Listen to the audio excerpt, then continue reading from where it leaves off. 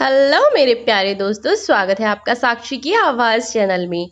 आज की कहानी का शीर्षक है एक नालायक बेटा सबका हो। बेटा, हमारा एक्सीडेंट हो गया है। मुझे तो ज़्यादा चोट नहीं आई, लेकिन तुम्हारी माँ की हालत गंभीर है। डॉक्टर ने कहा है कि 1-2 दिन के भीतर ही ऑपरेशन कराना होगा, वरना कुछ नहीं कहा जा सकता। 65 वर्षीय राजेश जी ने अपने बड़े बेटे को फ़ोन कर कहा, जो कि एक इंजीनियर था।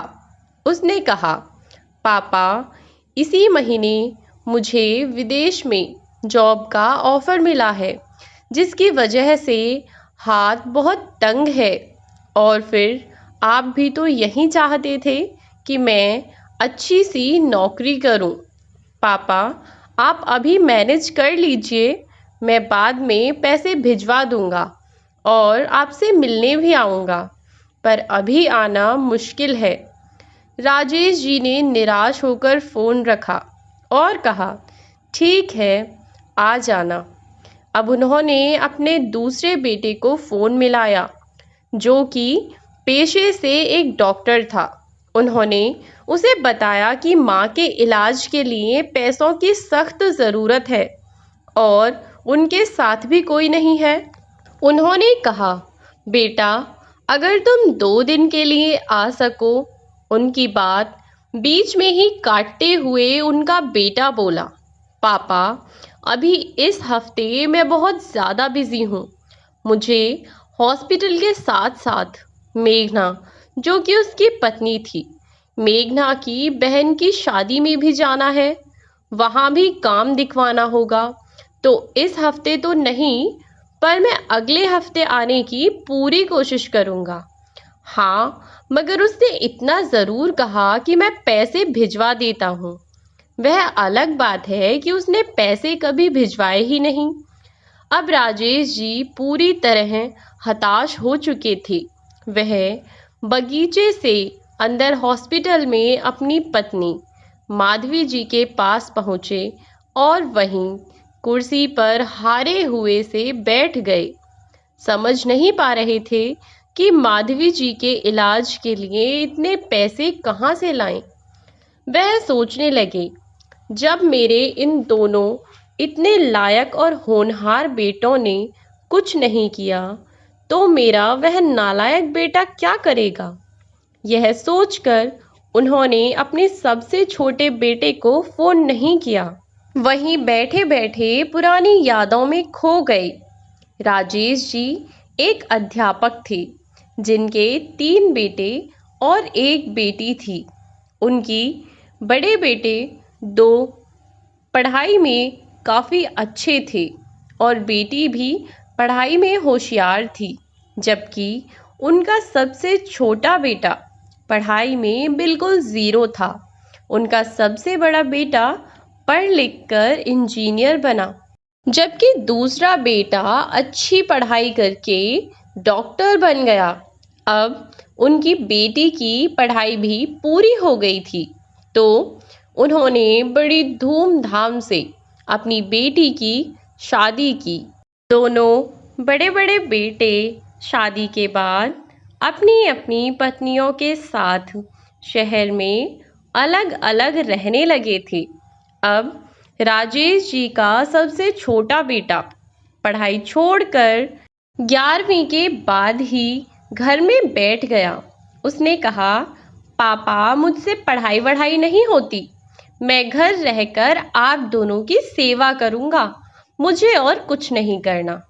उसकी इन बातों पर राजेश जी अक्सर नाराज़ हो जाया करते और इसी आदत के कारण वह सदैव उसे नालायक कहकर पुकारते। वह जब भी किसी से अपने बच्चों की बात करते, तो 3 बच्चों के बारे में बड़े फ़क्र से बताते और यह बताते कि मेरा एक बेटा इंजीनियर है और एक बेटा डॉक्टर है। यह बताते समय उनका सिर गर्व से ऊंचा हो जाता, जबकि अपने छोटे बेटे के बारे में वह किसी से बात ही नहीं करना चाहते थे। वह सदैव कहते, नालायक है, कुछ नहीं करेगा जीवन में। फिर उन्होंने अपने तीनों बेटों में जायदाद का बंटवारा कर दिया। छोटा बेटा अपने माता पिता से अलग तो नहीं रहना चाहता था, लेकिन अपने पिता की जिद के आगे वह हार मानकर गांव जाकर रहने लगा।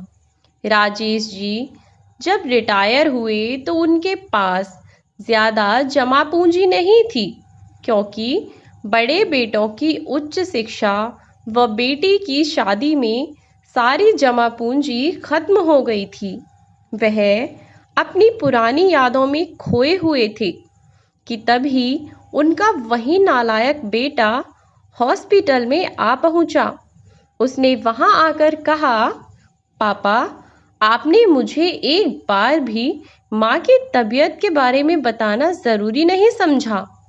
माना मैं नालायक हूँ, पर कम से कम एक बार तो आप मुझे इस बारे में बता सकते थे। राजेश जी उसे घूरते रहे। वह बोला, पर मैंने भी आप दोनों के हालचाल जानने के लिए अपने कुछ जानकार आपके आसपास छोड़े हुए थे, जिनसे मुझे माँ की तबीयत के बारे में पता चला। वह बोला, पापा, हम माँ का इलाज किसी अच्छे अस्पताल में करवाएंगे।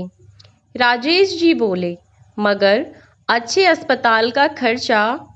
उसने बात को बीच में काटते हुए कहा, अभी आप इन सब की बात मत करो, सबसे पहले हम माँ को लेकर चलते हैं।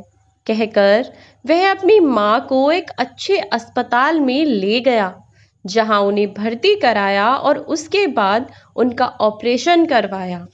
ऑपरेशन होने के बाद माधवी जी की दिन रात सेवा की। उनका खाना पीना, हर चीज़ का ध्यान वह खुद रखता। पूरे 2 दिन तक उसने अपनी माँ का और पिता का पूरा ध्यान रखा, पर तीसरे दिन वह गायब रहा। राजेश जी ने उसे फिर से भला बुरा कहना शुरू कर दिया। वे कहने लगे, पता नहीं यह नालायक कहाँ मर गया, इसके बस का कुछ नहीं है, यह फिर से गायब हो गया। उसके अगले दिन ही वह वापस अस्पताल आया। आकर उसने अपनी माँ की बहुत अच्छे से देखभाल की, जिसकी वजह से वह जल्दी ही अच्छी हो गई। उसने हॉस्पिटल से उनकी छुट्टी करवाई और अपनी माँ को घर पर छोड़कर उसने उनके पास एक नर्स भी रखवा दी, ताकि उसकी माँ को कोई भी परेशानी ना हो। अब राजेश जी ने उससे कहा, अरे नालायक, यह तो बता, अस्पताल का बिल और दवाइयों के खर्चे सब कैसे होगा। उसने कहा, पापा, वह एक खैराती अस्पताल था, जो कि एक ट्रस्ट के दम पर चल रहा था, जहां मरीजों का इलाज मुफ्त में किया जाता था। यह कहकर वह 1-2 दिन अपनी माँ के पास रहा और फिर वापस चला गया। गांव में उसकी एक झोंपड़ी थी और कुछ खेती थी। वहीं पर रहकर वह अपनी गुजर बसर करता था। जब माधवी जी पूरी तरह ठीक हो गईं, तो वह अपने छोटे बेटे से मिलने की जिद करने लगीं। एक दिन राजेश जी ने कहा, चलो माधवी, तुम्हें तुम्हारे नालायक बेटे से मिलवा कर ले आऊं। राजेश जी और माधवी जी जब गांव पहुंचे तो उन्होंने देखा कि झोंपड़ी पर ताला लगा हुआ है और पास में खेतों पर एक आदमी काम कर रहा है। उन्होंने उससे पूछा, आप कौन हैं भाई, और यहाँ खेतों पर आप क्या कर रहे हैं? यह खेत तो हमारे बेटे के हैं। तब उस व्यक्ति ने कहा, नहीं भाई साहब, यह खेत मेरे हैं, मैंने कुछ ही दिन पहले इन्हें खरीदा था। यह खेत जिसके थे, उसने कहा था कि उसकी माँ की तबीयत सही नहीं है, जिसके कारण उसे पैसों की बहुत ज़रूरत है। फिर पैसे लेकर वह चला गया। उसके बाद वह आया था, लेकिन झोंपड़ी में से अपना कुछ सामान लेकर वह वापस शहर में कुछ काम ढूंढने के लिए निकल पड़ा। यह रही उसकी झोंपड़ी की चाबी। माधवी जी और राजेश जी ने जाकर झोंपड़ी का ताला खोला। ताला खोलकर उन्होंने देखा, वहाँ एक छोटी सी मेज पर एक लिफाफा पड़ा हुआ है, जिसमें उसी अस्पताल का बिल था जिसमें माधवी जी भर्ती हुई थी। बिल को देखकर राजेश जी की आंखों से आंसू बहने लगे। उन्होंने वह बिल माधवी जी को दिखाते हुए कहा, देखा माधवी, कितना नालायक है यह लड़का। सच में तुम्हारा बेटा नालायक तो था ही, साथ ही झूठा भी है। उन्होंने आंखों में आंसू भरकर कहा, देखो इसने हमसे कितना बड़ा सच छुपाया। अस्पताल का वह बिल 9 लाख रुपए का था, जिसे चुकाने के लिए उसने अपनी ज़मीन बेच दी और यहाँ से चला गया। अब माधवी जी और राजेश जी की आंखों से आंसू लगातार बहे जा रहे थे।